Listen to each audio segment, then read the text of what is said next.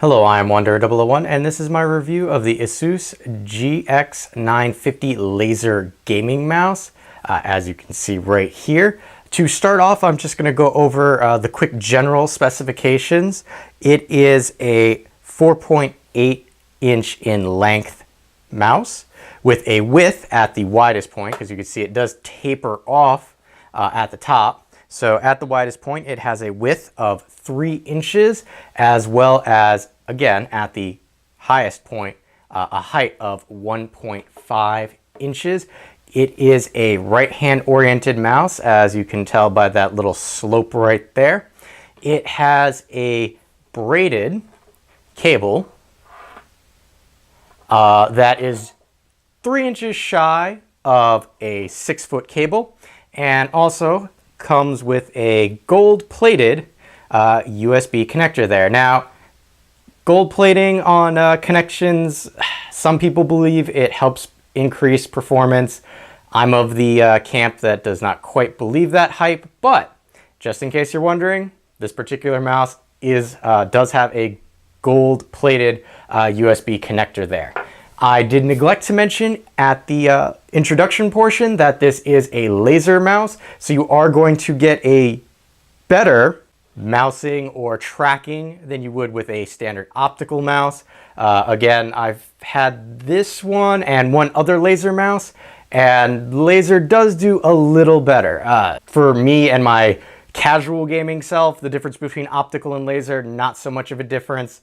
But for you who may be looking at this, yeah, laser is going to give you a bit better performance edge over somebody with an optical mouse. Speaking of optical mice, because I like to always throw in a comparison when doing shapes and so forth, this is my standard everyday gaming mouse, or just my everyday driver mouse. This is the Logitech MX518. This is a optical mouse, but I figured I would throw it in here to give you an idea of a shape difference between the Asus and a Logitech mouse. Again, everyday driver mouse, but just threw that in here so that you could see the difference between that and a different mouse. So we're just going to talk general build quality of the Asus GX950 laser mouse here. The entire mouse itself is made of a matte plastic. There is no rubber on this, so the buttons themselves are not rubberized. The only portion that is rubberized is the scroll wheel here, but every other portion of the mouse is this matte plastic finish. And as you can tell, it does collect fingerprints to a certain extent. So we're just gonna stick with the top of the mouse right now. You do have very wide left and right click pads for your fingers. Now, the way that I happen to use this mouse, and it's just my personal grip style, obviously it's built so that you kind of palm the whole thing, but I tend to grip it with this weird claw thing. That tends to be the way that I use mice. So if you have a claw grip like I do, you're going to be grabbing it back here, but just know that you could still click the mouse all the way back, pretty much all the way to the end here, so you can still hear that clicking.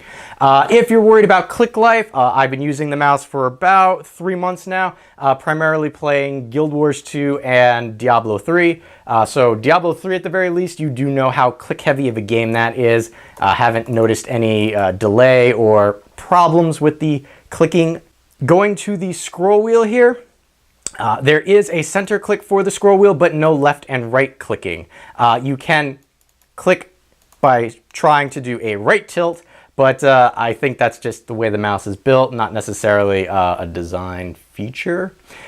In the middle here, you will notice a red tab. Now, this red tab is so that you can change your DPI on the fly. Now, the DPI of this particular mouse can go as low as 50 and all the way up to 8200 DPI.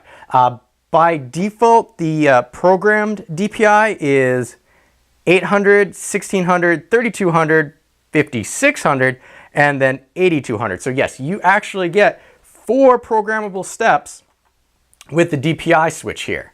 Speaking of programmable, this little button here, this is actually for onboard profiles. This mouse, when you plug it into your computer, has access to 4 onboard profiles. Now, they range in color options, so you know which one you're using, to standard being nothing, to green, red, and orange, And you can see right here, I changed the DPI settings for the different profiles so that you can see that I'm actually changing to different DPI profiles.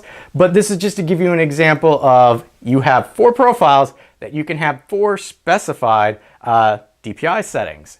So that's what that looks like. Now, speaking of the LEDs, which these are the LEDs you were looking at before, the one problem with the LEDs, if you just leave the mouse alone, it kind of does this Knight Rider flashing thing. It can be a little distracting if you're just using this as an everyday mouse and you're not actively gaming with it, but that's a small problem. It's not really a problem, but it's just a data point for you. Coming over to the left-hand side here you have a nice deep textured, but again, not rubber, plastic portion for your thumb to fit onto. Now, as far as the thumb choil here goes, it's not bad. I do not find myself dragging my my thumb along any surfaces when I'm using the mouse, so it is wide enough for my little fingers to get in there and not be dragging on the surface, as I have had problems with other mice with that. Now, the one small problem that I have with this is these side buttons. If you notice the side buttons, they widen out at the backs and taper off into the middle here. Now, because of my claw grip on this, when I'm reaching for these, I tend to be reaching for the middle, so it's very difficult for me to distinguish which one is which. Now, again, small caveat, but just throwing that out there so you're aware of it. Now, we're gonna flip the mouse over because, well, this is part of the reason that you're considering getting this. Now, first being that it is a laser mouse, so there is your laser area. The second is that this is a weighted gaming mouse. Now, when I was going over the specs, I neglected to mention the weights, and that is because this mouse has a total weight of 150 grams. If we click that open and flip it over, you have the included 4.5 gram weights in the mouse. If you don't have those weights in the mouse, you would have a mouse that only weighs 127.5 grams. Now, you can also pretty much throw in as many of these as you want or as little as you want. Now, I will take one out if I can get a grip on it. There we go. The weights are about the size of a button cell battery, so not terrible. The one thing that I was trying to figure out, because I've never had a weighted mouse before, I tried changing configurations, 3 here, 2 here, switching them up a bit to see if it would actually change the feel of the mouse. Really, it doesn't change the feel so much as you get a little more weight in the back. So I've seen some mice where you can put weights in different locations to make the front of the mouse a little heavier, make the back of the mouse a little heavier. You maybe want to slide to the right a little faster. Not so much with this one. It's kind of just, is it heavier, is it not heavier? Now, unlike other weighted mice that I have seen, again, first one I've used but have seen, I like the locking mechanism on this as opposed to a magnetized bottom. You actually have to twist and then flip it to get the weights out, as opposed to something that has a magnet where you may catch on it and your drawer opens up and all of your weights come out. Now, it does have 6 little glide pads here, and I will say the glide pads, considering they are really, really small, are very good. I have used this on pretty much my wooden table here. I've used it on a laminate top and have not had any problems. It slides very well. Now, I haven't used it with a mouse pad, but I would assume if you use it with a mouse pad that these would work even better. Now, again, I don't do anything special when I game, so take that with a grain of salt. For me, the pads work perfectly fine. Now, the last bit on the bottom, which you may have been looking at as I was talking, is what is all this? Well, the Asus GX950 comes with a 5-way cable management system, so that just shy of 6-foot braided cable here has 5 channels that it can be threaded through. So you have the 1, the 2, the 3, the 4, and the 5.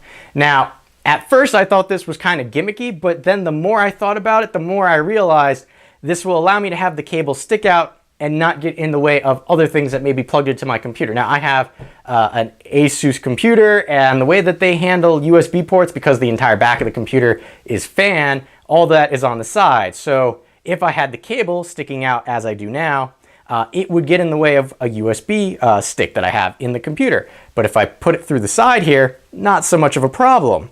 Now, the one problem I will say with the cable management system, it is a very tight fit through there. In order to actually get it into these channels, you have to tug on this pretty hard.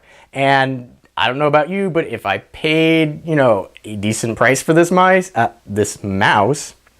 I really don't want to pull on the cable and have it break. That's the one caveat that I can say about the management system. Maybe changing it every day or every other day or for situational purposes might be a little taxing, because again, it is difficult to shove the cable into the channel as well as that final push, because again, if you don't push it in there, it will interfere with the glide feet up at the top.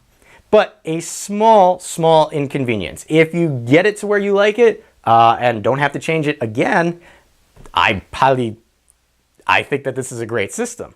If you have to change it all the time, maybe not so much. But it is good that this option is here for like what I would consider, again, and I'll get in trouble because I got in trouble saying this with the MX518. For me, I consider this like an entry level, maybe a step up, from an entry level gaming mouse. And yes, feel free to correct me in the comments and tell me it's not an entry level gaming mouse.